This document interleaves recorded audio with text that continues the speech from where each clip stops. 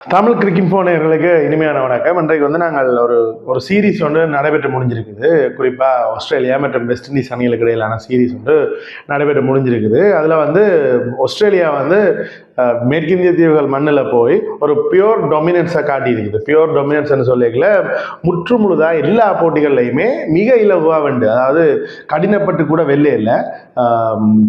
2020 போட்டிகளாக இருந்தாலும் சரி, டெஸ்ட் போட்டிகளாக இருந்தாலும் சரி, ரெண்டு தொடரையுமே மிக இலகுவாக கைப்பற்றி இருக்கிறது தான் முக்கியமான விஷயமா இருக்குது இந்த கிரிக்கெட் உலகை பொறுத்த வரைக்கும். வெஸ்ட் இண்டீஸ் ஒரு காலத்தில் 70கள் 80கள் 90களில் மிக அதிரடியான ஒரு அசைக்க முடியாத டீமாக இருந்தது வெஸ்ட் இண்டீஸ். அதுக்கு பிறகு பின்னணி காலங்களில் 2000களில் வெஸ்ட் இண்டீஸ் ஒரு மிக தலை சிறந்த அணியாக இருந்தது. இப்போ வெஸ்ட் இண்டீஸ் அணி கிட்டத்தட்ட இப்போ இந்த டீம் எதுக்கு டெஸ்ட் விளையாடுது என்ற அளவுக்கு கேள்வி கேட்கக்கூடிய அணியாக தான் இந்த வெஸ்ட் இண்டீஸ் அணி காணப்படுகிறது. வெஸ்ட் இண்டீஸ் அணியினுடைய டெஸ்ட் அந்தஸ்து குறிப்பாகவும் இப்ப கேள்விகள் நிறைய எழும்ப போகின்றன என்பதன் குறிப்பிட்டு சொல்லக்கூடிய விடயமாக இருக்கிறது. சரி, அவர்களுடைய மைதானத்தில் அவர்களுடைய பலமாக இருக்கக்கூடிய 2020 தான் அவர்கள் ஒழுங்காக விளையாடுகின்றார்களா என்றால் அதுவும் வெஸ்ட் இண்டீஸ் அணிக்கு பாரதூரமாக தான் அமைஞ்சிருக்கிறது.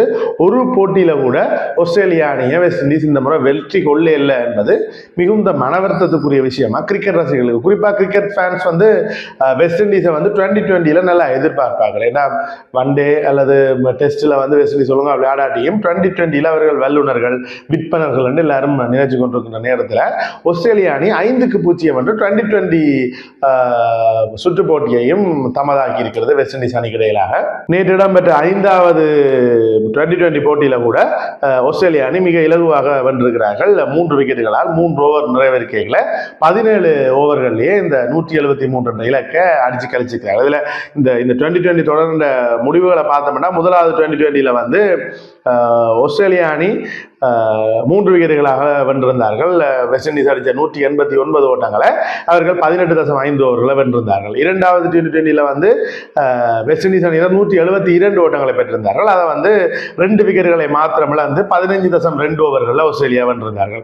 மூன்றாவது 2020 பொறுத்த வரைக்கும் 214 என்ற இமாலய ஓட்டங்களை வெஸ்ட் இண்டீஸ் அணி எடுத்துக்கொள்ள ஆஸ்திரேலியா அணி வரும் 16 ஓவர்களில் அந்த 215 ஓட்டங்களை 4 விக்கெட்டுகளை விட்டுக் கொடுத்து பெற்றிருந்தார்கள். நான்காவது 2020 பொறுத்த வரைக்கும் 205 ஓட்டங்களை வெஸ்ட் இண்டீஸ் பெற்றிருந்தது. மேலும் ஒரு 200க்கும் மேலதிகமான ஓட்டங்களை பெற்றிருக்க ஆஸ்திரேலியா அணி 19.2 ஓவர்களில் 4 பந்துகள் மீதம் இருக்க 7 விக்கெட்டுகளை இழந்து அந்த வெற்றியை பெற்றிருக்கார்கள். இறுதியாக நடைபெற்ற போட்டியில ஆஸ்திரேலியா அணி 170 ஓட்டங்களை 17 ஓவர்களில் கலைத்து பிடித்து 5-0 என்று இந்த 2020 தொடரை வெற்றி வென்றிருக்கிறார்கள். ஏற்கனவே இடம்பெற்ற டெஸ்ட் தொடரை பொறுத்தவரையில் ஆஸ்திரேலியா அணி 159 ஓட்டங்களால் முதலாவது டெஸ்ட் போட்டியை வென்றிருந்தார்கள். இரண்டாவது டெஸ்ட் போட்டியை 133 ஓட்டங்களால் வென்றிருந்தார்கள் என்பதும் குறிப்பிட்டு சொல்லக்கூடிய விடயமா இருக்கிறது. மூன்றாவது டெஸ்ட் போட்டியை 176 ஓட்டங்களால் வெற்றி பெற்றிருந்தார்கள் ஆஸ்திரேலியா அணி. அதில் தான் 27 ஓட்டங்களுக்கு சகல விக்கெட்டுகளையும் தங்களுடைய இரண்டாவது இன்னிங்ஸில் பெற்றிருந்தார்கள் என்பது குறிப்பிட்டு சொல்லக்கூடிய விடயமா இருக்கிறது. எனவே வெஸ்ட் இண்டீஸ் அணியினுடைய கிரிக்கெட் எதிர்காலம் கேள்விக்குள்ளாகி இருக்கிறது. ஆனால் IPL மாதிரியான தொடர்களை நாங்கள் பார்க்கல வெஸ்ட் இண்டீஸினுடைய துடுப்பாட்ட வீரர்கள் பெரும் பலமாக இருப்பார்கள். ஆனால் சர்வதேச கிரிக்கெட் என்ற வரைகளை வெஸ்ட் இண்டீஸுடைய அழிவு எதிர்கால கிரிக்கெட்டின் அழிவினுடைய ஒரு வெஸ்ட் இண்டீஸ் தான் அந்த காலத்தில் ஆரம்பத்தில் 70களில் முதலாவது 78 75 78 எல்லாம் கப்படிச்ச அணியாக வெஸ்ட் இண்டீஸ் தான் காணப்பட்டது உலக கிண்ணத்தை. அப்ப ஒரு ஆதிகால அணி அந்த காலத்துல இருந்த ஒரு அணி இப்ப இந்த நிலைமைக்கு வந்திருக்குதுண்டா இந்த மேன்மையான 3 அணிகள் இருக்குது. England, India, Australia. இந்த 3 அணியை தாண்டி மிச்ச எல்லா அணிக்கும் கிரிக்கெட் இப்போ ஒரு சிம்ம சொப்பனமாக தான் இருக்குது. கிரிக்கெட்டை டெவலப் பண்றது, கிரிக்கெட் அங்கால கொண்டு போறது கஷ்டமா தான் இருக்கு. அப்ப வெஸ்ட் இண்டீஸ் தான் இதுல கிரிக்கெட்டை இல்லாம போற முதலாவது அணியா. இதுக்கு பிறகு இலங்கை எப்படி மாறுமா, பங்களாதேஷ் இப்படி மாறிடுமா, பாகிஸ்தான் இப்படி மாறிடுமான்ற கேள்விகள் எல்லாம் கிரிக்கெட் ரசிகர்கள் மீது எழுந்து கொண்டிருக்குது என்பதுதான் குறிப்பிட்டு சொல்லக்கூடிய விடயமா இருக்குது. காரணம் இந்த லீக் ஆட்டங்கள், இந்த மாதிரியான பிரான்சைஸ் கிரிக்கெட் இந்த கிரிக்கெட்டை இல்லாம ஆக்கிடுமோ, தேசங்களுக்கு இடையிலான கிரிக்கெட்டை இல்லாம ஆக்கிடுமோன்ற கேள்வியும் இங்க அதிகமா எழுந்திருக்கிறது என்பதுதான் குறிப்பிட்டு சொல்லக்கூடிய விடயமாக இருக்கிறது. மீண்டும் ஒரு கிரிக்கெட் சம்பந்தமான காணொலியுடன் நாங்கள் நாளைய தினம் சந்திப்போம்.